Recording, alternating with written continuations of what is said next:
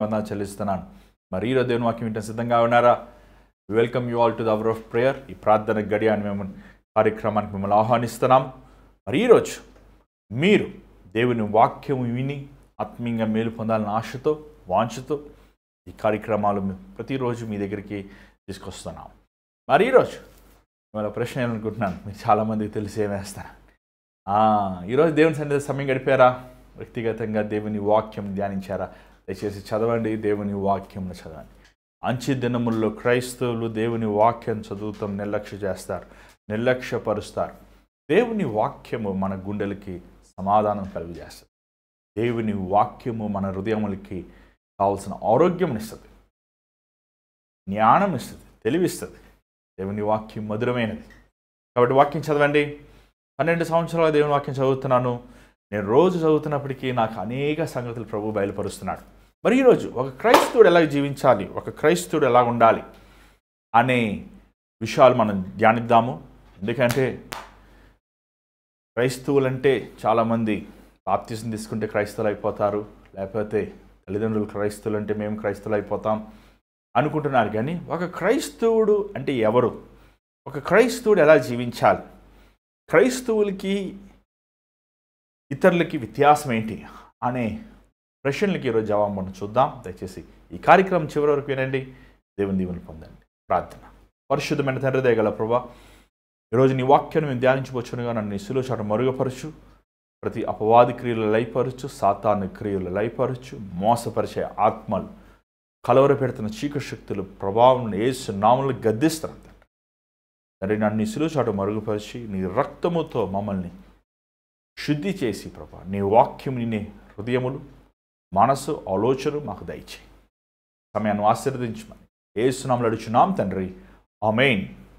మరి ఈరోజు ఎఫెసీ గ్రంథం 4వ అధ్యాయం 17వ వచనం నుంచి మనం చదువుదామండి. దయచేసి మీ బైబిల్ తెచ్చుకోండి. బైబిల్ మేము చదువుతున్నప్పుడు మీరు కూడా చదవండి. చాలామంది ఆ స్క్రీన్లో బైబిల్ వేస్తారు, కానీ అలా వేసే ఫెసిలిటీస్ మాకు లేదు. దేవుని చిత్తమైతే మేబీ ఇంకొక మంచి బెటర్ సిస్టమ్ తీసుకోవాలని అది ఆర్డర్ ఇచ్చి ఉన్నాము. మరి దాన్ని ఒక మన దేవునికి అది ఇస్తే మరి మీకు కూడా బైబిల్స్ ట్యాగా అంటారు దాన్ని, అవన్నీ వేసి మీకు ఇంకొను అనుకూలంగా ఈ కార్యక్రమాలు చేయాలని ఆశిస్తున్నాం. మరి 4వ అధ్యాయము 17వ వచనం ఒకసారి చూడండి, ఒకసారి మీరు ధ్యానించండి. కాబట్టి అన్యజనులు నడుచుకున్నట్లు మీరిక మీదట నడుచుకొనవలదని ప్రభువునందు సాక్ష్యమిచ్చుచున్నాను. వారైతే అంధకారమైన మనసు గలవారే తమ హృదయ కాఠిన్యం వలన తమలోనున్న అజ్ఞానము చేత దేవుని వలన కలుగు జీవంలో నుండి వేరుపరచబడిన వారే తమ మనస్సుకు కలిగిన వ్యర్థత అనుసరించి నడుచుకొనుచున్నారు. చాలు. ఇక్కడ పౌలు ఎఫెసీ సంఘానికి చెప్పిన మాటలు మనం ఏం మాటలు కొలీసిలో కూడా చూస్తుంటాం. ఎందుకంటే ఆయన ఆ రోమా చెరలో ఉన్నప్పుడు రాసిన పుస్తకముల్లో ఇంచుమించు ద సిమిలర్ మాటలు దేవుని ఆత్మదేవ ద్వారంగా పొంది ఆయన రాష్ట్రం మనం చూడగలుగుతున్నాం. ఇక్కడ అంటున్నాడు ఒక క్రైస్తవుడు ఎలాగ జీవించాలి. చాలామంది రక్షించబడాలి, బాప్తిసం పొందాలి, మీరు మందిరానికి వెళ్ళాలి, మీరు దశమభాగాలు వేయాలి, మీరు ప్రభుబల్లో తీసుకోవాలి అంటారు. బాగుంది, కానీ దాని తర్వాత చెప్పరు. ఏం చెప్పరు? ఎలా జీవించాలి, ఎలాగ ఒక క్రైస్తవుడు క్రీస్తుని వెంబడించాలి. చూడండి, ఇక్కడ పౌలు అంటున్నాడు మీరు అన్యజనుల వలె కాక. అన్యజనులు అంటే ఎవరండి? ఆ రోజు యూదులు అనుకున్నవారు ఏంటంటే ఇతర మతములు కలిగిన వారు అన్యజనులు. మేము అబ్రహాము సంతానం కాబట్టి, మేము కోరుకునబడిన వారం కాబట్టి, మేము ఏర్పరచబడిన వారం కాబట్టి, యేసు ప్రభు యూదులకు రాజు కాబట్టి మేము దేవుని కుమారుని అని వారు అనుకునేవారు. అన్యజనులు అంటే ఎవరైనా ఉండొచ్చు, యూదులు ఉండొచ్చు, క్రైస్తవులు ఉండొచ్చు, ఎవరైనా ఉండొచ్చు. మరి అన్యజనులకి విశ్వాసులకి వ్యత్యాసం ఏంటి? ఎవరి హృదయములో క్రీస్తు ఉండాడో, ఎవరి హృదయములో క్రీస్తు రక్తము ద్వారంగా కడగబడదో, ఎవరి హృదయములో క్రీస్తు ఏలడో ఆ హృదయము అన్యజనులే. ఏమండి, నీ నీ తండ్రి ఒక పాస్టర్ అవ్వచ్చు, నీ తాతగారు ఒక పోప్ అవ్వచ్చు, నీ ముత్తాతలు సంఘ పెద్దలు అవ్వచ్చు, కానీ నువ్వు నీ హృదయము యేసు ప్రభు రక్తము ద్వారంగా కడగబడకపోతే, యేసు ప్రభు కోసం జీవిస్తానని, చివరి శ్వాస వరకు ఆయన కోసమే బ్రతుకుతానని నిబంధనలు చేయకపోతే నువ్వు అన్యజనుడివే. నువ్వు మందిరానికి వెళ్ళొచ్చు, నువ్వు కానుకలు ఇవ్వచ్చు, నువ్వు పాటలు పాడచ్చు, నువ్వు చప్పట్లు కొట్టచ్చు, ఏమండి డ్యాన్స్ కూడా వేయచ్చు, కానీ నీ హృదయము యేసు ప్రభు రక్తము ద్వారా కడగబడకపోతే, పరిశుద్ధాత్ముడు నీ హృదయంలో లేకపోతే నువ్వు అన్యజనుడివి.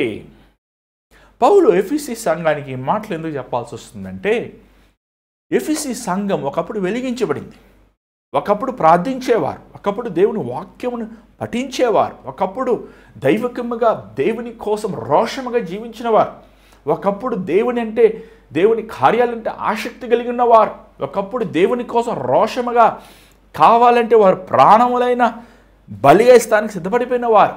కానీ ఇప్పుడు వారు చల్లారిపోయిన వారు, ఇప్పుడు వారు ఏమండి నిరాశ చెంది పోరాటంలో ఆగిపోయిన వారు. ఈరోజు చూడండి, మనం చాలామంది ఇదే స్థితిలో ఉన్నాం. రక్షించబడినప్పుడు బాప్తిజం తీసుకున్నట్టు మొదట్లో కూర్చుంటాం, రోజు బైబిల్ చదువుకుంటాం, రోజు ప్రార్థన చేస్తాం, ఎంత ఉజ్జీవంగా ఉంటాం, క్రీస్తు కోసం చెప్తుంటాం, క్రీస్తు ప్రేమని, క్రీస్తు గొప్పతనమని. కానీ కొంచెం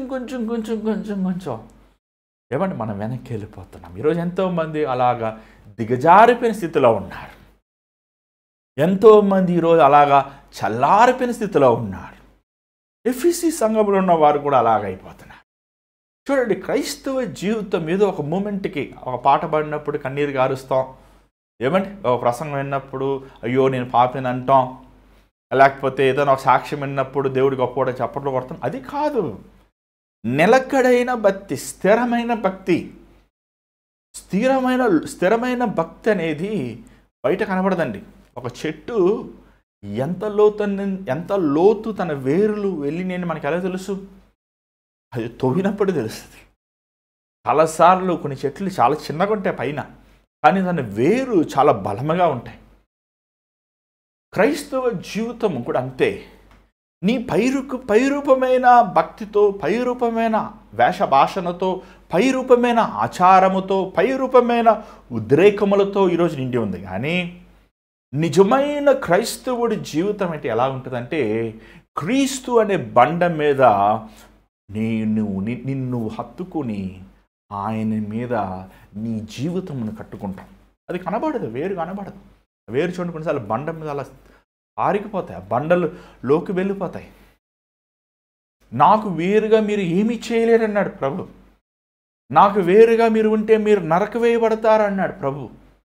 నేను మీరు నాలో ఉన్నప్పుడు మీ ఆనందము పరిపూర్ణమవుతుందని యోహాను 14వ అధ్యాయం 15వ అధ్యాయంలో మనం చూస్తున్నాం. ప్రియమైన దేవుని బిడ్డలారా, పౌలు ఇదే మాట అంటున్నాడు, మీరు అన్యజనుల వలె ఆలోచించక.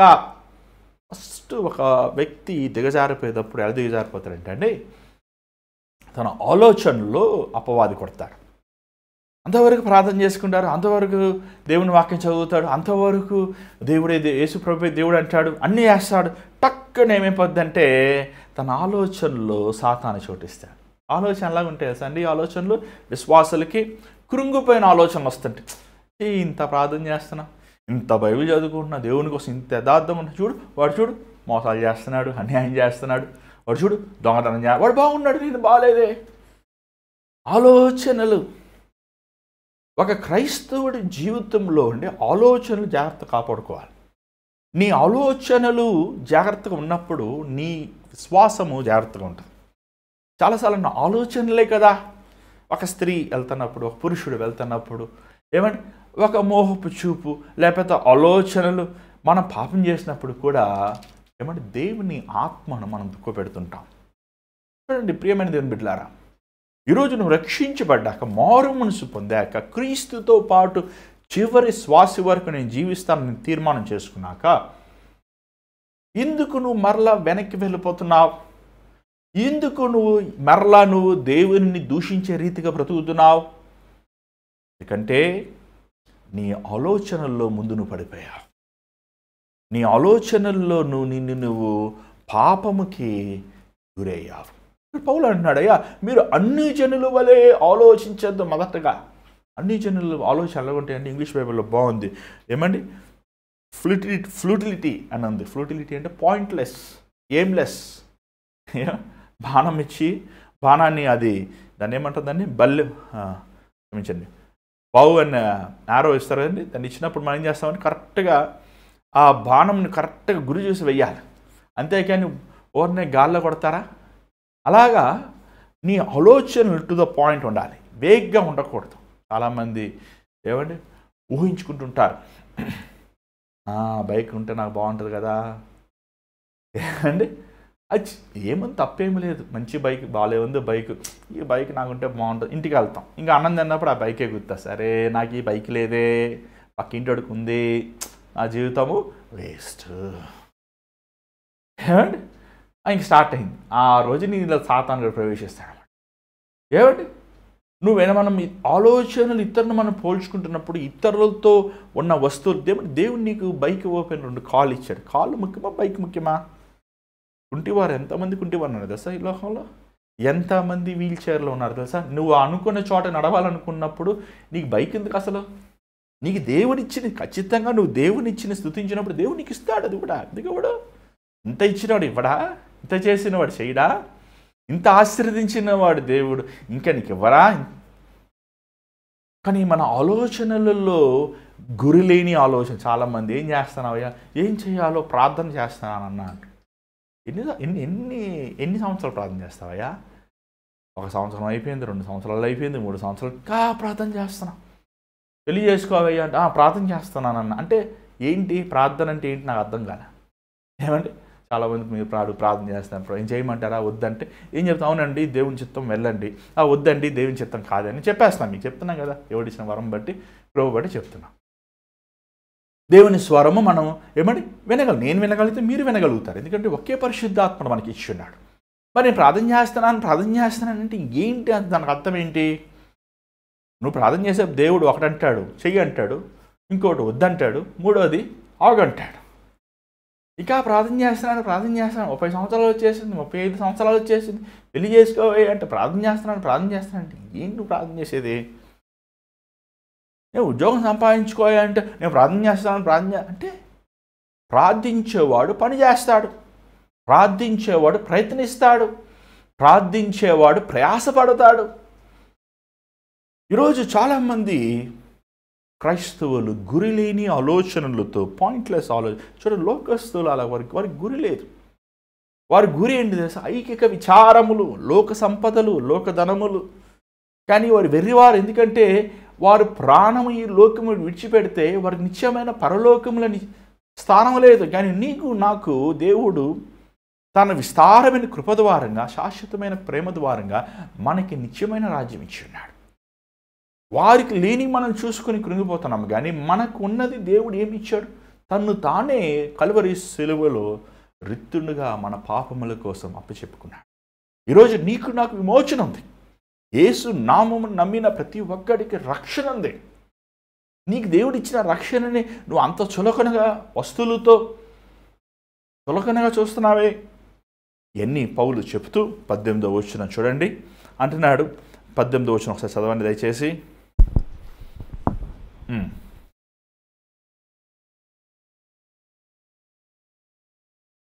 ఆయన ద్వారానే మనము ఉభయులము ఒక్క ఆత్మయందు తండ్రి సన్నిధికి. 18 చదవని మాత్రం. వారు హృదయములు వారు గ్రహించుకునే మనస్సు చీకటివైనవి. English Bible, the dark and their understanding separated from the life of God. వారు హృదయము ఏమంటే చీకటిలోంచి ఏమొస్తాయి? చీకటి కార్యాలు వస్తాయి. వెలుగు హృదయంలో నుంచి ఏమొస్తాయి? వెలుగు కార్యాలు వస్తాయి. ఈరోజు చాలామంది క్రైస్తవులు అంటున్నారు, కానీ చీకటి, వారి ఆలోచనలు చీకటి.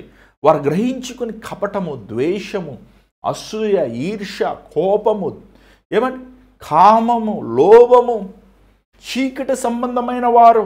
నువ్వు వెలిగించబడ్డాక నువ్వు దేవుని ప్రేమను రుచి చూశాక, దేవునిలో ఉన్న క్షమాపణ, దేవునిలో ఉన్న కనికరము, దేవునిలో ఉన్న ఏమండి సంతోషము సమాధానము రుచి చూశాక ఇంకా ఎందుకు నీలో చీకటి చీకటి చీకటి చీకటి చీకటి సంబంధమైన వాడినాయి?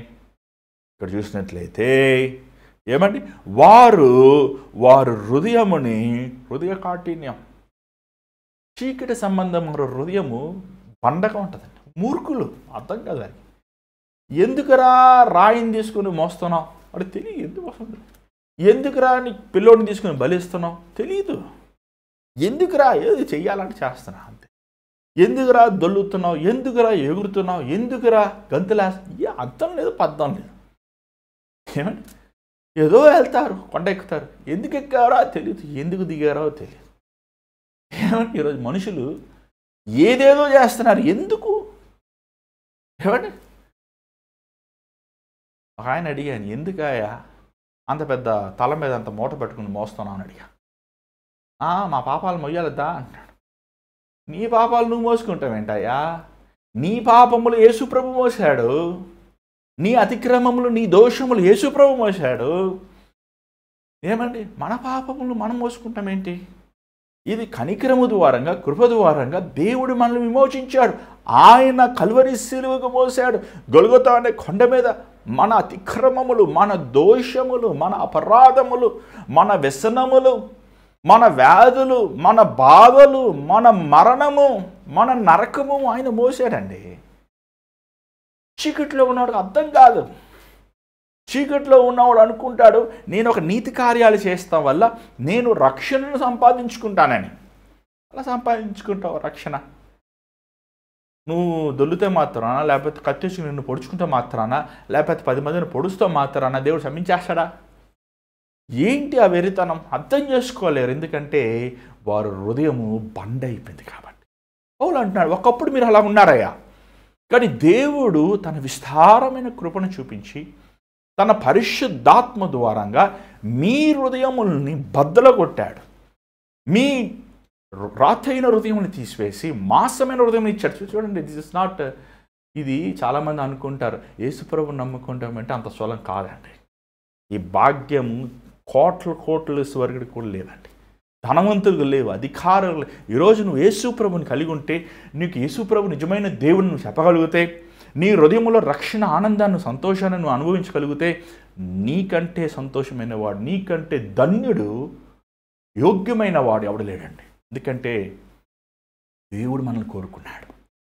ఇంతమంది జనంలో నువ్వు నిజమైన దేవుడు యేసుప్రభుకి సాగిలపడి ప్రార్థన చేయగలుగుతున్నావంటే అది కేవలము ఆయన మన వైపు కృప చూపించాడు. దేవుని ఎరగనప్పుడు, చీకట్లో వెళ్తున్నప్పుడు ఆయన వెలుగు మన వైపు ప్రకాశింపజేశాడు. ఏమంటే పౌలు అంటున్నాడు, అయ్యా మీరు ఒకప్పుడు అలా ఉన్నారు, ఇప్పుడు మీరు వెలిగించబడినవారు, ఇప్పుడు దేవుని ప్రేమను మీరు తెలుసుకునేవారు, దేవుని కనికరము మీరు తెలుసుకునేవారు. 19వ వచనం చదవండి దయచేసి. వారు సిగ్గులేని వారై ఉండి నానా విధమైన అపవిత్రతను అత్యాశతో జరిగించుటకు తమ్ము తామే కాముకత్వముకు అప్పగించుకొనిరి. ఎలా ఉన్నారు? కామము. అన్ని జనులకి కామం. ఒక పెళ్ళి విడాకులు ఇచ్చి ఇంకో పెళ్లి చేసుకున్న సర్వసాధారణం. 10 మందితో తిరుగుతాం సర్వసాధారణం. అరే నాకు భర్త ఉన్నాడు, నా భార్య ఉన్నాడే, ఏమండి చెప్పండి, సర్వసాధారణం. అదేమో తప్పేముంది? ఇది ఫ్యాషన్. ఏం ఫ్యాషన్? మొగుడిని వదిలేసి, లేదా నీ భార్యని వదిలేసి, నీ భర్తను వదిలేసి పరాయ వ్యక్తితో తిరుగుతాం ఫ్యాషనా? పెళ్ళి కాకుండా అబ్బాయిలు అమ్మాయిలు లేకపోతే అమ్మాయిలు అబ్బాయిలు యవనస్తులు లైంగిక సంబంధం కలిగి ఉంటాం ఫ్యాషనా? తాగుతాము, సిగరెట్లు తాగుతాము, ఏమండి గంజాయి కొడతాము, డ్రగ్స్ కొడతాము, ఫ్యాషనా? ఇది ఫ్యాషన్. ఇది చూడండి, ఆ నైట్ క్లబ్స్ చూడండి, దిగేది పెద్ద పెద్ద కార్లో దిగుతుంటారు వాళ్ళు. ఆ సగం బట్టలు వేసుకొని దిగేది ఎప్పుడేమో ఇలా ఉంటారు. ఏమండి బాబా భయంకరం ఫ్యాషన్. మనశ్శాంతి లేదు. ఒకప్పుడు మీరు కామముతో ఉన్నారు, ఒకప్పుడు మీరు అపవిత్రతో ఉన్నారు, ఒకప్పుడు మీరు ఏమండి గ్రీడీ ఏమన్నా తెలుగులో అత్యాశ. ఈరోజు ప్రతి ఒక్కడికి అత్యాశ. 10 కోట్లు ఉంటే చాలు, ఇంకో కోటి కావాలంటాడు. ఏమండి 2 ఇల్లు ఉంటే సరిపోదు, ఇంకొక ఇల్లు కావాలంటాడు. 10 రూపాయలు జోబులు ఉంటే సరిపోదు, ఇంకా కావాలి, ఇంకా పిచ్చో వెర్రివాడ. దేవుడు అంటున్నాడు, ఓ వెర్రివాడా, ఈరోజు నీ ప్రాణముని తీసేస్తే ఏం చేసుకుంటావు?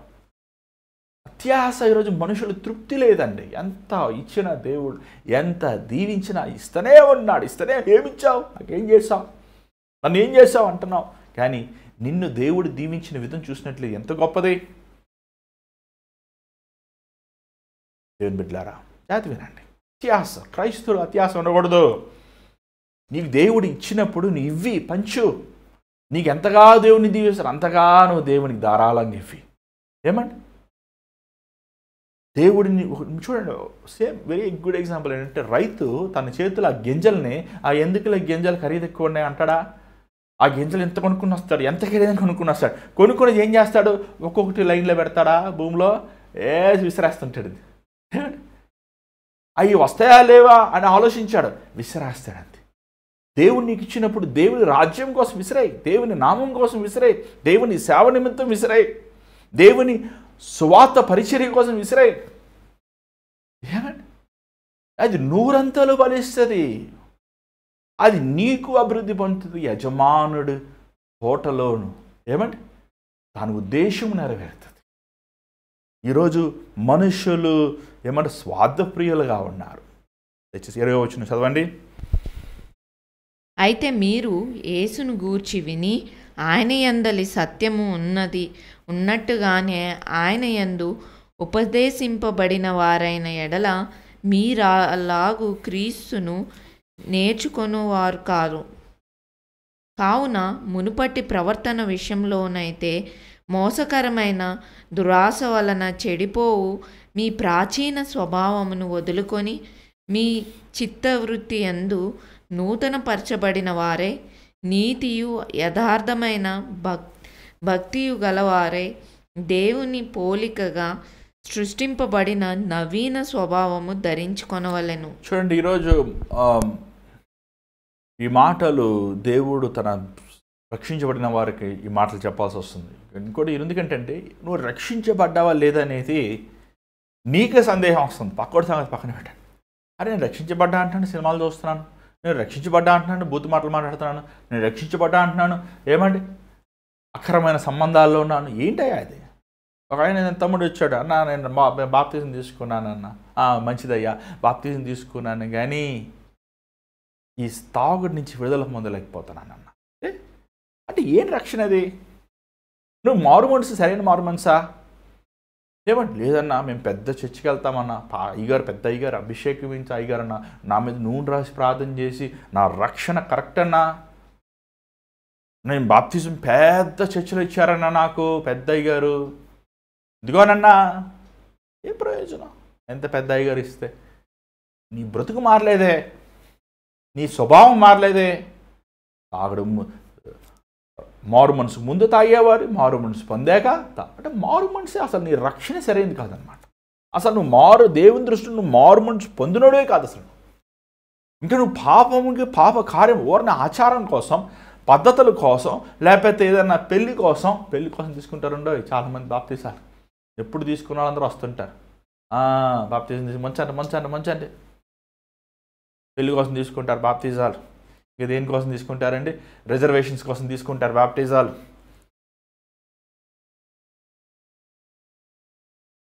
నీ ప్రాచీన స్వభావం, నీ పాత స్వభావం మారిందా? బతుకు మారిందా? మారలేదే. ప్రాచీన స్వభావము, నీ పాడైపోయిన స్వభావం, ప్రాచీనమైన స్వభావం పోవాలండి. మారు మనసు అంటే ఏమంటే చాలామందికి బాప్తీసానికి మారు మనసు వ్యత్యాసం తెలియలేదు. మారు మనసు అనేది నువ్వు దేవుని దగ్గర మొదటగా నువ్వు చేసిన దుర్మార్గమైన కార్యాలను ఒప్పుకోవాలి, నువ్వు చేసిన పశ్చాత్తాపడాలి, నీ గుండెను బద్దలు కొట్టుకోవాలి. దాని తర్వాత రెండవదిగా నువ్వు దేవునికి విరోధమై చేసిన పాపాలు దేవుని దగ్గర ఒప్పుకోవాలి, మనుషులకు విరోధముగా చేసిన పాపాలు మనుషుల దగ్గరికి వెళ్ళి ఒప్పుకోవాలి. అమ్మా నేను దొంగని, అయ్యా నేను మోసగాన్ని, అయ్యా నేను భ్రష్టుని ఒప్పుకోవాలి. నీ బతకానవుడితో నువ్వు అక్రమైన సంబంధం కలిగి గర్భాన్ని ధరించి నేను మారు మనసు పొందాను ఈ చెప్తే గొడవలు అయిపోతాయి అంటే ఎంత భయంకరం అది. నీ గర్భములో ఉన్నది పాపమే కదా, ఒక దినం బయటపడదా? ఒక దినము నువ్వు నవ్వులు పాలవ్వా? ఏమండి, మారు మనసు అన్నప్పుడు నీ గుండెను నువ్వు పలగొట్టుకోవాలి. ఇంతవాడికి ఒక మంచివాడిగా సమాజంలో అయ్యగారు పెద్దోళ్ళు, నువ్వు ఎంత పెద్ద అయ్యగారు అయితే లోకానికి ఏమయ్యా? దేవుడు ముందు ఒక సెప్టిక్ ట్యాంక్, మురికి కొట్ట లాంటి వాడివి నువ్వు. మనుషులు పైరూపం చూస్తారు కానీ దేవుడిని అంతరం చూస్తాడు, నీ ఆలోచనలు చూస్తాడు. మనుషులకు ఈరోజు చాలామంది వాళ్ళు ఏమనుకుంటారో పట్టుపో ప్రార్థన చేస్తుంటే, ప్రభువా నేను పాపిని అంటే పక్కోళ్ళు వినేస్తే మళ్ళీ నన్ను ఏమన్నా అలా చూస్తారేమో, పక్కోళ్ళు ఇంటేనే అలా చూస్తా అంత ఫీల్ అవుతున్నావు. రేపు దేవుడు లోకం ముందు పక్కన పెట్టి నిన్ను అడుగుతాడు, ఏమండి ఎరా నువ్వు పాపవా అని. అప్పుడు ఏమంటుంది? ఏమైపోతుంది చెప్పు, ఎడబెట్టుకుంటాను నీ తలకాయ. పక్కోళ్ళు ఎప్పుడు చూసినా కొంతమంది పక్కోళ్ళు ఏమనుకుంటారు, దేవుడు ఏమనుకుంటారో అవసరం లేదు వాళ్ళకి. పక్కోళ్ళు మనుషులు బాగున్నామండి, మేము చాలా బాగున్నామండి. అప్పుడు గదులు భార్య భర్తలు ఇద్దరు కొట్టుకొని తన్నుకొని గుద్దుకొని బయటకు వచ్చి మేము బాగున్నామండి, కాఫీ తాగుతారా, టీ తాగుతారా, ఏమండి ఓ ఈ కిక్కలు నవ్వులు, మళ్ళీ లోపలికి మళ్ళీ తన్నుకునేది. ఏమండి మనుషుల కోసం ఎందుకు బతుకుతావు నువ్వు? ఈరోజు ఉంటాడు వాడికి పోయి చేస్తాడు. కానీ దేవుడు నిరంతరం ఉండేవాడు కదా, ఆయనకి మనం లెక్క చెప్పాలి కదా, ఆయన మనల్ని చూస్తున్నాడు కదా, మన హృదయాలోచనల్ని మన మోసమైన జీవితాన్ని ఆయన చూస్తున్నాడు కదా. నీ ప్రాచీన స్వభావం, నీ పాత స్వభావం, నీ మోసకరమైన స్వభావం విడిచిపెట్టావా? వదులుకున్నావా? వదులుకోలేదే. వదులుకోకుండా దేవుని ఆశీర్వాదాలు కావాలంటావు, వదులుకోకుండా నేను దేవుని బిడ్డను అంటున్నావు, వదులుకోకుండా నేను పరిశుద్ధాత్మ అభిషేకం కావాలని అంటున్నావు. అంటే నీకు అంత చులకన అయిపోయాడయా పరిశుద్ధాత్ముడు? ఇంకా కాదు నాకు వరాలు కావాలంటావు, నేను ఇచ్చేస్తానంటావు. అయ్యో ఈరోజు ఎంత దిగజారిపోయిన స్థితికి వెళ్ళిపోయిందో ఈ క్రైస్తవ లోకం. కన్నీటితో ప్రార్థన చేసే విశ్వాసులు లేరు, సంఘముల్లో కన్నీటితో మొరపెట్టే విశ్వాసులు లేరు, సేవకులు లేరు. సంఘములో ఈరోజు కన్నీరు లేదే. ఏ సంఘములో కన్నీరు ఉండదో ఆ సంఘము మొద్దుబారిపోయిన సంఘం, పండ హృదయములు కలిగిన సంఘం, అది పరిశుద్ధాత్ముడు లేని సంఘం. అందుకే ఈరోజు మన కాఫీ మిషన్, చర్చిల్లో కాఫీ మిషన్ ఏంటయ్యా? చర్చిల్లో బిర్యానీలు ఏంటి? చర్చిల్లో అన్నాలు ఏంటి? సాంబార్ అన్నాలు ఏంటి? బిర్యానీలు ఏంటి? పొట్లాలు ఏంటి? చర్చిల్లో మందులేంటి? చర్చిల్లో ఏమండి వ్యాపారం ఏంటి? ఎందుకంటే పరిశుద్ధాత్ములు లేడు. ఈ పరిశుద్ధాత్మ లేడు కాబట్టి మనుషులను ఆకర్షిస్తాను. కాఫీలు ఇవ్వాలి, బిస్కెట్లు ఇవ్వాలి, అన్నాలు పెట్టాలి, బట్టలు ఇవ్వాలి, శాలువాలు కప్పాలి, వాళ్ళకి ఇది అనాలి అది అనాలి. అమెరికాకి వెళ్ళినప్పుడు అండి, అమెరికాలో చర్చ్ ఏమో 20-30 మంది ఉంటుంది, కాఫీ పక్కనే కాఫీ ఉంటుంది. అబ్బో కాఫీ, బిస్కెట్లు, టీలు, ఒబ్బబ్బబ్బా. కార్ పార్కింగ్ 200 కార్ పార్కింగ్ పెట్టుకుని, కార్ పార్కింగ్ పిల్లలు ఆడుకోవటానికి. ఏమంటే చర్చిలో ఏందయ్యా ఇది పబ్బా, సోషల్ క్లబ్బా లేకపోతే చర్చా? చివరికి ఎంతమంది వస్తారు? 4 వచ్చేవారు, 5 వచ్చేవారు. ఏంది ఇది చాలా ఎక్కువ మంది వచ్చారన్నా అని అంటున్నా. 5 వస్తే ఎక్కువ మంది అంట. అయ్యో ఈరోజు ఎంత పాపాన్ని, ఎంత దుర్మార్గతనం వెళ్ళిపోయింది చూసారండి. ఇది నేను నవ్వుతలేదు, నేను బాధని చెప్తున్నాను. ఈరోజు ప్రతి ఒక్కరు అన్నాన్ని మందిరానికి వెళ్తే ఎందుకు వెళ్తున్నావు అయ్యా మందిరం? నేను ఒకటే పెడతాను, నీకు అన్నం పెట్టి చర్చికి వెళ్ళొద్దు దయచేసి. శరీరమైన అన్నం కదా, ఆత్మీయ అన్నం. ఎంత కడుపు నిండగా అన్నం తినాలి, హృదయం నిండగా దేవుని వాక్యం వింటే అంక వారం మళ్ళీ పాపం చేయకూడదు. ఆ పర్ఫెక్ట్గా ఉన్న ఆ చర్చికి వెళ్ళి, అది ఏ పాస్టర్ గారైనా, అడ్రస్ లేని పాస్టర్ గారు కూడా పర్వాలేదు వెళ్ళు. నీకు కాఫీ ఇవ్వకపోయినా, చెప్పులు పెట్టుకుంటానికి స్టాండ్ లేకపోయినా, నీ సైకిల్ పెట్టుకుంటాను నీకు స్టాండ్ లేకపోయినా, బైక్ పెట్టుకుంటాను స్థలం లేకపోయినా, కారు పెట్టుకోవడానికి అసలు స్థలం లేకపోయినా, నీకు ఏసీ లేకపోయినా, ఫ్యాన్ లేకపోయినా, ఉక్కిరి బిక్కిరి అయిపోయినా పర్వాలేదు వెళ్ళు, ఆ చర్చికి వెళ్ళు. ఎక్కడ వాక్యము ఉన్నట్టు గుండెలో నీ వాక్యము తరుక్కుపోతుందో ఆ మందిరానికి వెళ్ళి కూర్చో. ఏమండి ఈరోజు మందిరాలు ఉన్నాయి కానీ పరిశుద్ధాత్ముడు నీ ప్రాచీన స్వభావం నుంచి విడిచి. ఏమండి 22వ వచనం ఒకసారి చదవండి. కావున మునుపటి ప్రవర్తన విషయంలోనైతే మోసకరమైన దురాశ వలన మోసకరమైన దురాశ, మోసకరమైన దురాశ. మోసం చేస్తున్నావు, ఇంకా దురాశలు ఉన్నాయా? అస్సలు నువ్వు దేవుని బిడ్డవే కాదయ్యా. సాతాను గడి ప్రియమైన కుమారుడు, యువర్ డెవిల్స్ ఫేవరెట్ చైల్డ్. దయచేసి నా మాటలు జాగ్రత్తగా, డోంట్ గెట్ డిసీవ్డ్. ప్రభా నువ్వు నా ఎంతో ప్రేమిస్తున్నావు ప్రభా, వా వా you love me so much lord. బా ఎంత చక్కగా ప్రసంగం ఇచ్చారు కుమారుడా, ఫస్ట్ ప్లేస్ నీకే పరలోకంలో. పాస్టర్ గారు అంటే మాత్రం పరలోకంలో నీ ఫస్ట్ ప్లేస్ రాదయ్యా. దయచేసి మోసపోవద్దు. మోసం ఉందా నీలో? కుయుక్తి ఉందా నీలో? తంత్రబుద్ధి ఉందా నీలో? నువ్వు నరక సాతాన్ని గడి నెంబర్ 1 చైల్డ్. నువ్వు దేవుని బిడ్డను అంటున్నావు, నువ్వు రక్షించబడినావు అంటున్నావు, కానీ కొంతమంది ఎంత కన్నింగో. నిజంగా చెప్పరు, అబద్ధం చెప్పరు. ఆలోచించి సగం నిజం సగం అబద్ధం. ఇక్కడ చూసినట్లయితే నీ దురాశ. దావీదు చూడండి ఎంత అభిషేకించబడ్డాడు, కానీ ఆ పొరిగింటి భార్య సాయం చేస్తుంటే అంతా అప్పటికి ఆయన బోల్డ్ మంది భార్యలు ఉన్నారు, పిల్లలు ఉన్నారు, యవనస్తులు పిల్లలు ఉన్నారు, పెళ్ళికి వచ్చే వయసు పిల్లలు ఉన్నారు. ఆ పక్కింటి భార్యను చూసి ఆమెను పిలిచి, ఆమెను శయనించి, ఆమెతో పాపం చేసి, మళ్ళీ తన భర్తను పిలిపించి, అంటే మళ్ళీ బిడ్డ ఆమెదాన్ని కనెక్ట్ చేస్తానికి. పాపం ఆయనేమో అయ్యా అందరు యుద్ధాలు ఉంటే నా భార్యతో ఎలా సుఖంగా ఉండాలని చెప్పి ఆయన గుమ్మం దగ్గర పడుకుంటే మళ్ళీ వాడి డెత్ లెటర్ వాడికే రాసిచ్చే. ఆ పాప దావీదు అంత గొప్ప భక్తుడు ఎంత హీనంగా, అసలు బైబిల్లో ఇంకో భక్తులు ఇంత హీనంగా ప్రవర్తించాడు. దురాలోచనలు ఏమండి, డిసిట్ఫుల్ డిజైర్స్ అని ఉంది. ఇంకా పాప కోరికలు, కామ కోరికలు. కొంతమంది చూడండి ఆ కామం తీర్చుకుంటానికి ఎంత భయంకరంగా ప్రవర్తిస్తారు. అరే ఈరోజు ఎంతమంది అండి, అసలు ఎంతో బాధతో చెప్తున్నానండి ఈ మాటలు. ఈరోజు ఎంతోమంది భార్యాభర్తలు వివాహం చేసుకున్నాక ఆమె గల్ఫ్లో పెడతారు, ఈయనేమో ఇక్కడ ఉంటాడు, లేకపోతే ఆయన ఇంకో చోట ఉంటాడు, ఇంకో చోట ఉంటుంది. ఏంటి ఆయన ఎందుకు పెళ్లి చేసుకుంటావు? ఒక ఆయన అడిగితే పెళ్లి చేసుకుంటే పిల్లలు చదివించాలన్నా, ఇల్లు కట్టుకోవాలన్నా, ఇల్లు ముఖ్యమా భార్య ముఖ్యమా? ఏమంటే చదువులు ముఖ్యమా భర్త ముఖ్యమా? ఏమండి అసలు మనుషులు ఇంగిత జ్ఞానం లేకుండా, అసలు కుక్కలకు ఉన్న జ్ఞానం కూడా లేదండి. బాధపడితే పర్వాలేదు, చెప్పాల్సిందే. ఈరోజు ఎంతమంది వ్యభిచారంలో ఉన్నారు తెలుసా? అసలు నేను బెహ్రెయిన్ వెళ్ళినప్పుడు చెప్పారన్న, వీరందరూ ఆంధ్ర నుంచి వచ్చారన్న, ఈ పురుషులందరూ తెలంగాణ అన్న, వీళ్ళిద్దరు కలిసి భార్య భర్తల్లా జీవిస్తారు. దుబాయ్కి వెళ్తే చెవులు మూసుకోవాల్సి వస్తుంది. పాస్టర్ గారికి దుబాయ్ భార్య ఉంటారన్న, పాస్టర్ గారికి ఇండియా భార్య ఉంటుంది. ఏంటయ్యా ఇది దరిద్రం? ఏమండి నీ భార్యని నువ్వు ఎలా పంపిస్తావు? అసలు నీ భర్త అసలు కొంచెం కూడా ప్రేమ లేదా నీకు? ఈస్ట్ వెస్ట్ గోదావరి వెళ్తే ఏమండి ఇంటికి ఇల్లు కట్టుకుంటే ఇల్లు ఉంటుంది, ఎవరికి కావాలి ఇల్లు? ఏం చేసుకుంటావు నువ్వు? ఇల్లు ముఖ్యమా కుటుంబం ముఖ్యమా? ఆ బిడ్డలు తాగుబోతులు అయిపోతారు, తిరిగిబోతులు అయిపోతారు, భ్రష్టులు అయిపోతారు.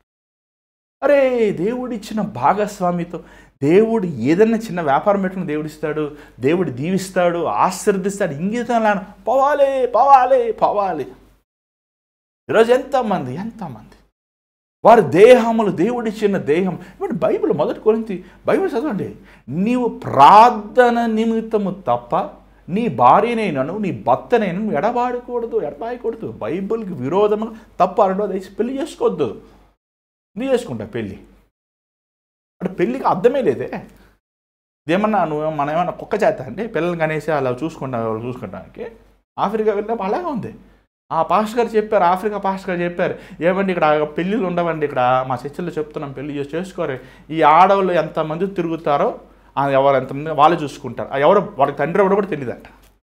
అది ఆఫ్రికా. సరే వాళ్ళు కొండజాతి మనుషులు, వాళ్ళకి ఏమి తెలియదు. సరే మన భారతదేశంలో ఏంటిది? ఇంత శ్రేష్టమైన దేశంలో ఈరోజు ఇంకా క్రైస్తవ లోకంలో ఏంటిది? బైబిల్కి విరోధం కదా.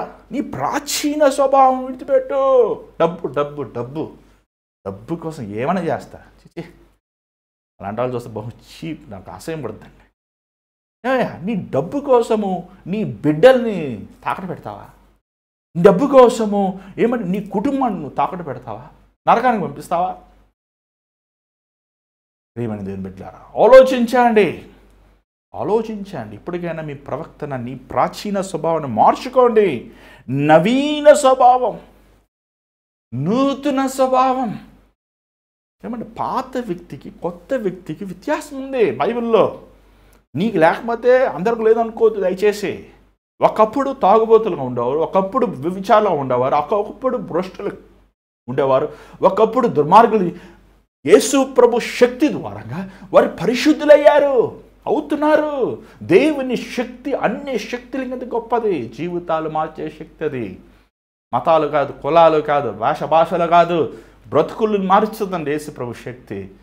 30 సంవత్సరాల తాగుబోతులు, వ్యభిచారంలో ఉండేవారు, భ్రష్టత్వం, వీడి జీవితం ఇంతే అనుకునేవారు ఈరోజు ఏమండి కోట్ల మందికి ఆశీర్వాదకరంగా దేవుడు చేయగలిగిన వాడు, చేశాడు, చేస్తున్నాడు. ఏమంటే అంత గొప్ప శక్తి దేవుని శక్తి.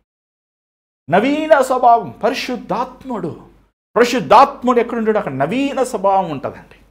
పరిశుద్ధాత్మ పరిశుద్ధ చప్పట్లు కొట్టేస్తాం కాదు, పరిశుద్ధంగా నువ్వు జీవించి చూపించాలి. ఎన్నిసార్లు చప్పట్లు కొట్టావు అన్నిసార్లు నువ్వు క్షమించాలి శత్రువుల్ని. ఎన్నిసార్లు నువ్వు ఏమండి పరిశుద్ధ అరుస్తున్నావు అన్నిసార్లు నువ్వు దయ చూపించాలి, కనికరించాలి, ప్రేమించాలి. ప్రేమైన దేవుని బిడ్డలారా, ఆలోచించండి.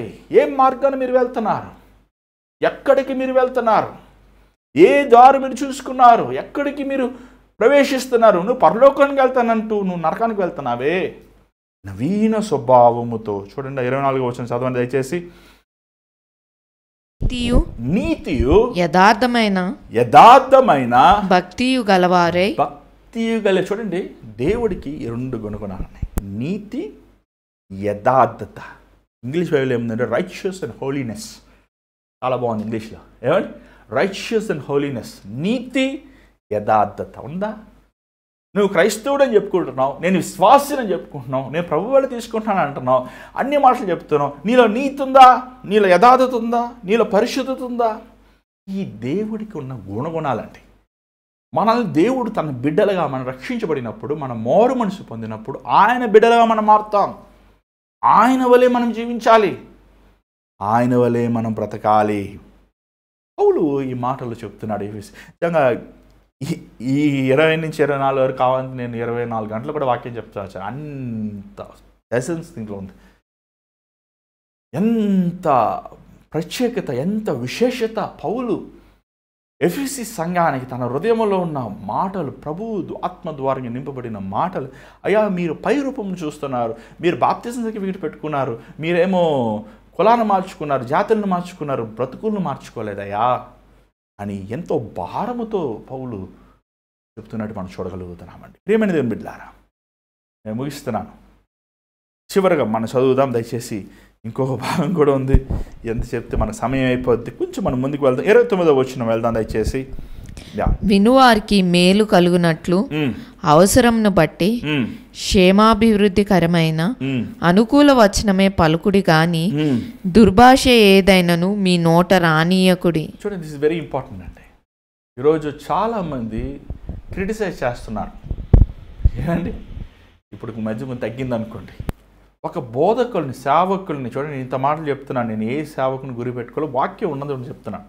మీరు ఏదైనా సేవకులు ఊహించుకొని నన్ను ఏం చేయమంటే దానికి నేను వాక్యం ఏదో ఎత్తి చూపిస్తున్నాను పరిశుద్ధాత్మ ద్వారంగా, దేవుని ద్వారంగా మీకు ఎత్తి చెప్పాల్సిందే.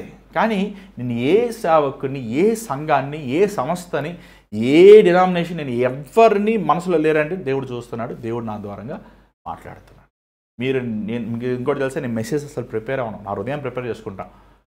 నాతో ఉన్నవారు తెలుసు. ఏమండి, బాగా ప్రేయర్ చేసుకుంటా, బైబిల్ నేను నా కోసం చదువుకుంటాను, మీకోసం అసలు చదవను.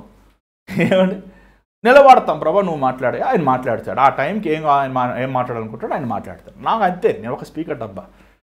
నేను ఎవరిని దూషిస్తాను కానీ ఏ సేవకుడు కాలు కొట్టుకుంటే పనికిరాను. నేనే చెప్తున్నాను కదా, అయ్యా నేను నీ కాలు నేను పట్టుకుంటానయ్యా.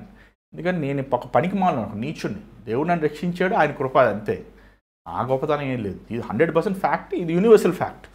ఏమంటే కాబట్టి నేను ఎవరిని దూషిస్తలేదు. కానీ దేవుని సేవకుడిగా కొన్ని మాటలు చెప్పాల్సి ఉంటే నీకు అనుకూలమైన మాటలు నేను చెప్పలేను. ఎందుకంటే ప్రభువుకు అనుకూలమైన నేను చెప్పాలి, ప్రభు ఏం చెప్తారో చెప్పాలి. అది నా నేర్చుకున్నాను. అందుకే దేవుడు నన్ను ఈ లోకంలో పుట్టించాడు. ఇక్కడ ప్రభు అంటున్నాడు ఏమండి, మాట్లాడినప్పుడు అది ఉపయోగకరంగా ఉన్నాయి. ఇప్పుడు మనం ఒక పాపాన్ని, తప్పుని ఎత్తి చూపించినప్పుడు ఎందుకు ఎత్తి చూపిస్తున్నాం? మీరు నరకానికి వెళ్ళకూడదు, మీరు మోసపోకూడదు, మీరు నిత్యమైన దేవుని ఉగ్రతకు శాపం అవ్వకూడదు, మీరు మారు మనసు పొందాలి, మీరు ఆ పాపం నుంచి బయటపడాలి, మీరు ఆ దుర్మార్గం నుంచి బయటపడాలి, మీరు ఆ వ్యభిచారం నుంచి బయటపడాలి, ఆ బంధకముల నుంచి మీరు బయటకు రావాలి. స్వస్థత పొందాలి. ఏమండి, చేతి గడ్డ వచ్చింది, డాక్టర్ దగ్గరికి వెళ్ళావు, డాక్టర్ టెస్ట్ చేసి అయ్యా క్యాన్సర్ అంటే, ఏంటి డాక్టర్ నువ్వేమో మంచిగా మాట్లాడవా, అన్నీ డిప్రెషన్ మాటలే మాట్లాడతావంటే అర్థం పద్ధం ఉందా? ఏం లేదులే తగ్గిపోద్దులే, ఇక 2 క్రీమ్లు రాసుకో అంటే చచ్చిపోయేది నువ్వే. ఒక సేవకుడు చెప్తున్నప్పుడు నీ ఆత్మ నిత్యమైన నరకం నుంచి తప్పించబడాలని ఆశతో వాంఛతో చెప్తున్నాడే కానీ ఆ మాటల వల్ల ఏమండి ఇలా మాట్లాడుతున్నావు, నన్ను బాధ పెడుతున్నావంటే ఇంకేం చేయగలం అలాంటి వారిని? ఏమండి, నీ స్థితిగతిని దేవుడు ఉన్నది వాక్యం ఉన్నట్టు చెప్తాడండి. ఆయన స్థితి మన జీవితాన్ని బయట పెడతాడండి. ఆయన ఎక్స్రే మిషన్ కంటే బయట పెడతాడు. ఆయన ఆలోచనలు బయట పెడతాడు, హృదయ స్థితిని బయట పెడతాడు. ఆయన మన మాటలు చూడండి, ఇప్పుడు మనం ఒక వ్యక్తులతో మాట్లాడుతుంటాం చాలాసార్లు, చాలామందితో మనం మాట్లాడినప్పుడు చాలాసార్లు మనం ఎలాంటిగా మాటలు మాట్లాడుతున్నాం? ఆలోచించి మాట్లాడుతున్నామా, నిదానముగా యోచించి మాట్లాడుతున్నామా? చూడండి, ఒకసారి ఒకడు సాక్రటిస్ అనే ఫిలాసఫర్ దగ్గరికి వెళ్ళాడట. సాక్రటిస్ ఇస్ గ్రీక్ ఫిలాసఫర్, చాలా గ్రేట్ ఫిలాసఫర్. ఆయనకన్నంత ద క్లవర్నెస్ ఎవరికి లేదు. ఒకసారి ఒక యవనస్తుడంట, అయ్యగారు నమస్కారం. నమస్కారం, సరేనండి, ఓకేనండి. ఈ సాక్రటిస్ గారు గంట సేపు మాట్లాడినా, అసలు 5 నిమిషాల కంటే ఎక్కువ మాట్లాడినా. చివరికి అన్నాడంట, ఎవరివయ్యా నువ్వు, నోరు తెరిచి మాట్లాడు, అప్పుడు నువ్వు ఏంటో నాకు తెలుస్తుంది అన్నాడంట. ఏమంటే మనము నోరు అదుపులో పెట్టుకుంటే మనకున్న 99 సమస్యలు తీరిపోతాయండి. ఒక్క సమస్య పని ఏంటంటే మన పాపములు కాబట్టి యేసుప్రభు రక్తం కడుగుతుంది అనుకోండి, 99 సమస్యలు తీరిపోతాయి. మన నోరు అదుపులో, ఈ నోరే ఏమండి రష్యా ప్రెసిడెంట్ గారు ఏమండి అమెరికా ప్రెసిడెంట్ తిట్టకుండా ఉంటే, అమెరికా ప్రెసిడెంట్ యూకే ప్రెసిడెంట్ తిట్టకుండా ఉంటే, ఎదిరింటామె పక్కింటామె తిట్టకుండా ఉంటే, ఆ నోరు అదుపులో ఉంటే ఏమండి సమాధానం అందరికి వచ్చేస్తుంది. ఈ నోరే చూడండి, ఆ 4 చూడండి ఎంత ఉంటుందో, 2 ఇంచులు 3 ఇంచులు, కొంతమంది 4 ఇంచులు ఉంటుంది. ఏమండి ఎగిరి పడుతుంది. ఈ మాటలే భార్య భర్తల మధ్య చూడండి, అసలు కొడతావా కొట్టాడు, ఫట్ కొడతాడు, కొట్టాడని ఊరంతా చెప్తారు. నువ్వే కదా కొట్టవాడు. జ్ఞానవంతురాలు అరుస్తున్నప్పుడు నోరు మూసుకుని ఉంటుంది, ఓహో ఆయన టెన్షన్లో ఉన్నాడు. జ్ఞానం లేని స్త్రీ ఏం చేస్తుంది, అగ్ని మండే అగ్నిలో పెట్రోల్ పోస్తుంది. ఈరోజు చూడండి, సంసార కుటుంబాలు ఎందుకు విడిపోతున్నాయి, ఎందుకు కోర్టు కేసుకి వెళ్తున్నారు, ఎందుకు పోలీస్ స్టేషన్కి వెళ్తున్నారు? అత్తగారు ఏదన్నా అన్నారు అనుకోండి, ఏం చేయాలి? కోడలో సరే అమ్మా, అత్తగారు ఏదో అన్నారులే, సరేనమ్మా సరేనమ్మా, గంగరేదిలా తల ఆడిచ్చావు అనుకో, నువ్వు విన్నావా లేదు తర్వాత విషయం. ఏమండి ఆటోమేటిక్గా ఈమె నా మంచి పెద్ద కోడలు, నా ప్రియమైన కోడలు, నాకు ఎంత నేను చెప్పిందంతా వింటుంది అనుకుంటా. ఏమండి జ్ఞానం లేదు, కుటుంబం కట్టుకుంటే జ్ఞానం లేదు, సహనం లేదు, ఓర్పు లేదు. చాలాసార్లు మనం బండి లేదు, పక్కడు బండి లేదు, పక్కడు బండి ఎహరా నువ్వు కొట్టావేంట, నేను ఎవరో కొట్టారు, నువ్వెవడో తెలుసా, ఎవడైతే నువ్వేం కొట్టినందుకు సారీ అయ్యా క్షమించయ్యా, సారీ క్షమించా, నాకు కొట్టాలని డబ్బులు ఇచ్చి అయిపోయా. నువ్వు ఊరందరూ పిలుస్తావు ఎందుకు? చూసా జ్ఞానం లేదు. జ్ఞానం లేని వాడికి ఏమంటే వాడు చేసిన ప్రతి పని సఫలత ఉండదు, అంతే, వేస్ట్. ఈరోజు జ్ఞానముతో మాట్లాడండి అని పౌలు, మీ నోరు అనవసరంగా తెరవద్దు అని చెప్పి పౌలు చెప్తున్నాడు. దయచేసి 30 వచ్చిన చదవండి, దయచేసి 30. దేవుని పరిశుద్ధాత్మను దుఃఖపరచుకుడి, విమోచన దినము వరకు ఆయన యందు మీరు ముద్రింపబడి ఉన్నారు. ఈ ఒక్క లైను నేను 10 days వాక్యం చెప్పచ్చండి. నాకు చాలా ఇష్టం, ఎందుకంటే అంత దేవుడు కృప చూపించాడు. ఎందుకంటే చాలామంది అడుగుతున్నారు ప్రశ్న, అడిగాను బాగా ప్రిపేర్ అయ్యాను, కానీ అంత 10 days చెప్పను, 10 secondsలో చెప్పేస్తాను. దేవుని పరిశుద్ధాత్మని దుఃఖ పెట్టవద్దు. చూడండి, తండ్రి కుమార పరిశుద్ధాత్ముడు. తండ్రి సింహాసనం మీద కూర్చున్నాడు, కుమారుడు యేసు ప్రభు తండ్రి కుడి పార్శ్వన కూర్చున్నాడు. పరిశుద్ధాత్ముడు మనలో ఉన్నాడు. ఏమంటే ఆయన మనలో ఉన్నాడు. పరిశుద్ధాత్మతో నింపబడి నువ్వు పరిశుద్ధంగా లేకపోతే నువ్వు దేవుని దుఃఖపెట్టినట్టే. ఏమండి నువ్వు పరిశుద్ధాత్మ నింపడు, అయ్యా వెళ్తున్నావు, చర్చికి వెళ్తున్నావు, అయ్యారంటే నాకు పరిశుద్ధాత్మ కావాలి, అయ్యా ప్రభా బిడ్డను పరిశుద్ధాత్మ నింపయ్యా, దేవుడు వచ్చాడు, ఇంటికి వెళ్ళావు, సాయంకాలం సినిమా చూస్తున్నావు, ఎవరు చూపిస్తున్నావు సినిమా? పరిశుద్ధాత్మ ఆయన పరిశుద్ధుడైన మిక్కిలి ఆయనకే చూపిస్తున్నాను సినిమా. వెళ్తున్నావు, తిడుతున్నావు, నువ్వు నీ నోరు ఎవరి కంట్రోల్లో ఉంది? పరిశుద్ధాత్మకి ఇచ్చి ఉన్నావు. పరిశుద్ధాత్మ నోరుతో నేను తిడుతున్నావు. ఎంత భయంకరం అండి అది. పరిశుద్ధాత్మను దుఃఖ పెట్టద్దంటే పరిశుద్ధంగా నువ్వు జీవించకపోతే దేవుని ఆత్మను దుఃఖం పెట్టినట్టే. దేవుని కార్యములు సాతాను కార్యాలు అంటాము. దేవుని ఏమన్నా ఆ రోజు పరిశీలు శాస్త్రులు పొద్దులేతే బైబిలే బైబిల్ బల బల బల బల బలు బల బల బల బల పాప ఏం భక్తులు రా మనం అనుకుంటాం. ఏమంటే బైబిల్ పట్టుకుని బాగా చదివే చదువు చివరికి యేసుప్రభు ఏమన్నాడు? యేసుప్రభు నువ్వు దెయ్యం అన్నాడు. ఏం చదువుతున్నారా నువ్వు? బైబిల్ ఇంత చదువుతున్నావు. బైబిల్లో ఉన్న ప్రతి లెటర్ యేసుప్రభు గురించే కదా రాయబడి. అంతే. మళ్ళీ ఏమేమో యేసుప్రభు దేవుడు కాదంటావు, యేసుప్రభు మెసేజ్ కాదంటావు. మరి ఏం చదువుతున్నావు నువ్వు? ఆచారం అంతే. బైబిల్ చదవమంటే 10 మంది చూడ ఇది ఏమండి అర్థం పద్ధం లేని మాటలా? జీవం కలిగిన మాట అండి దేవుని వాక్యం. దేవుడు చేసే కార్యాలు వీరేమన్నారు తెలుసా?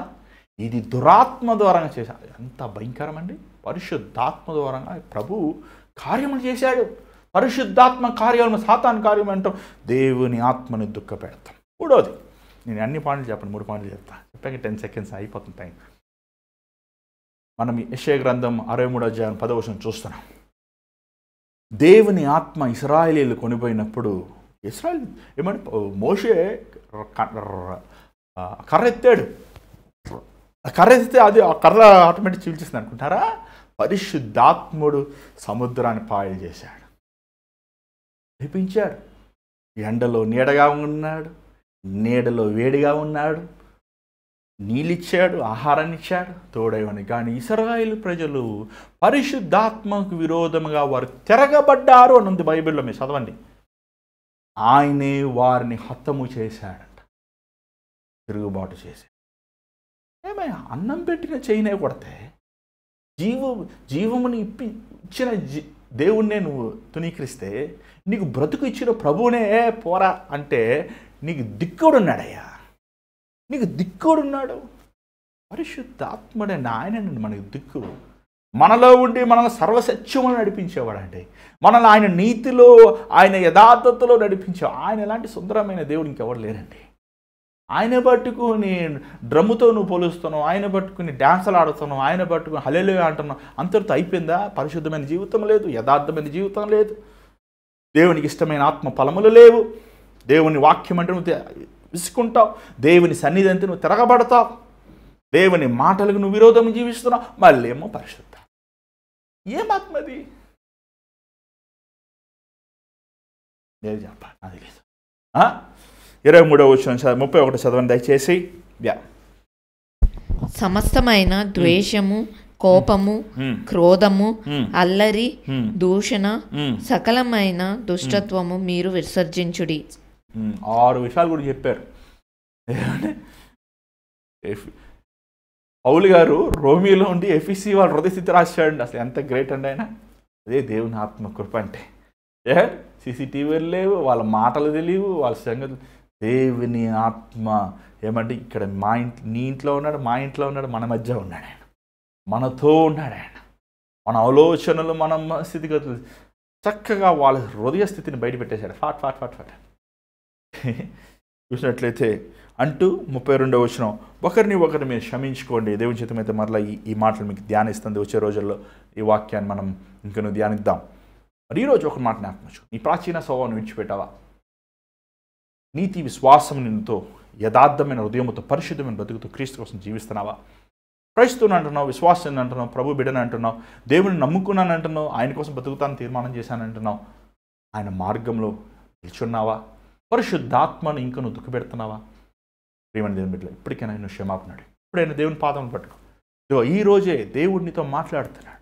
ఇదే అనుకూలమైన సమయం, ఇదే రక్షణ. ఇప్పుడైనా దేవుని పాదాలు పట్టుకొని, ఆయన గాయపడిన పాదములు పట్టుకొని, ప్రభా నన్ను క్షమించిన, నా జీవితం కడుగు, నా జీవితం శుద్ధించి, నా శక్తి లేదు, నన్ను క్షమించి ప్రభా అని దేవుని పాదములు పట్టుకుని దయచేసి స్థలం ప్రార్థిద్దాం. పరిశుద్ధమైన తండ్రి దయగల ప్రభు, ఏ పాటి వారు మా అయోగ్యులమే, దుర్మార్గులమే, నీచులమే, మట్టితో చేయబడిన వారు మేము, మట్టి దుమ్ముని జ్ఞాపకం చేసుకోండి ఆయన. అనేక సార్లు నువ్వు మమ్మల్ని శుద్ధి చేసినప్పటికీ, అనేక సార్లు నువ్వు మమ్మల్ని క్షమించినప్పటికీ, అనేక సార్లు నువ్వు మమ్మల్ని కడిగినప్పటికీ మరలా మా హృదయంలో కల్మషంతో నిండి ఉన్నామయ్య. బలహీనులమి నాయన, దుర్మార్గులమి నాయన, కనికరించు ప్రభా. మాకు దిక్కెవరున్నారు నాయన. నీ గాయపడిన హస్తముల నుంచి కాస్తున్న నీ రక్తం మా మీద కడుగును. స్థిరమైన నిలకడైన మనసు మాకు దయచే, నవీన స్వభావం మాకు దయచే ప్రభా. మా ప్రాచీన స్వభావం నుంచి వదిలిపెట్టి నీ మనస్సు, నీ హృదయము, నీ ఆలోచనలు మాకు దయచే ప్రభా. మానవులైన మేము ఎలా బ్రతకగలమయ్యా యథార్థమని. మానవమైన మేము, పడిపోయిన మేము నాయన ఎలాగ నీ కోసం పరిశుద్ధంగా రోషంగా బ్రతకగలమయ్యా. కేవలం నువ్వు కృప చూపిస్తేనే మాత్రం కదయ్యా. ఆమె దయ చూపించిన ఆయన. మేము బ్రతకాలని ఆశ ఉంది, వాంఛ ఉంది, కానీ పడిపోతున్నామయ్యా. ప్రతి సమయము ప్రతిరోజునైనా నీ కోసం ప్రయత్నిస్తున్నాం, కానీ విఫలం చెందుతున్నామయ్యా. అయ్యా మమ్మల్ని బలపరిచే దేవుడు నువ్వు. మాకు శక్తిని దయచేయనా. నీకోసం రోషముగా, నీకోసం పౌరుషముగా, నీకోసం పరిశుద్ధంగా, నీకోసం యథార్థముగా నీ వలే జీవించే బ్రతుకులు మాకు దయచే తండ్రి. మాకు సంపదలు కాదు, ఆస్తులు కాదు, పేరు ప్రఖ్యాతులు కాదు. మాకు కావలసింది నువ్వు నాయన, నీ ఆత్మ నాయన. నిన్ను దుఃఖపెట్టే కార్యములు మేము ఆలోచించిన వద్దయ్యా, మేము మాట్లాడిన వద్దయ్యా, మేము చేయని వద్దయ్యా. నీకోసం యథార్థమైన బ్రతుకు మేము బ్రతుకుతానికి సహాయం చేయి. ఈరోజు ఈ కార్యక్రమం వీక్షిస్తున్న బిడ్డల్ని చూడు నాయన, దర్శించు ప్రభు. స్థిరమైన భక్తి, స్థిరమైన విశ్వాసము, స్థిరమైన నిలకడైన అయా పరిస్థితి మీకోసం మేము కలిగి ఉండటానికి సహాయం చేయి. మనం క్షమించిన ఆయన ఈ సాయంకాల సమయం నీకోసం మేము బ్రతుకుతానికి కావాల్సిన కృపను మాకు దయచేయమని, నిశ్చిత మీద మళ్ళీ రేపు కలుసుకున్నాక సహాయం చేయమని యేసునామమున తండ్రి, ఆమేన్. మరి దేవుడు మీతో మాట్లాడంటే మా తెలియపరచండి, మేము మీకోసం ప్రార్థిస్తున్నాం. మరి ఈ ప్రోగ్రామ్ లైక్ చేయండి, సబ్స్క్రైబ్ చేయండి, మీ ఫ్రెండ్స్, మీ ఫ్యామిలీస్ తెలియపరచండి. అలాగే ఈ భారమైన పరిచయంలో మీరు కూడా పాలు పొందాలని ఆశిస్తే, దేవుడు మిమ్మల్ని ప్రేరేపిస్తే, మరి ఆన్లైన్ కనబడుతున్న Google pay, PhonePe account numbers మీరు పంపించవచ్చు. మీరు పంపించే కానుకలు దేవుని పరిచయాలు నమ్మకంగా వాడుతున్నాం. మాత్రం కాదు, దేవుని చేతి మీద మళ్ళీ రేపు కలుసుకుందాం. రేపు 7 గంటలు కలుసుకుందాం. ప్రయత్నిస్తాను మ్యాక్సిమం. మీరు కూడా సమయానికి రండి, ఈ లైవ్ ద్వారా కనెక్ట్ అవ్వండి. అంతవరకు take care, God bless you.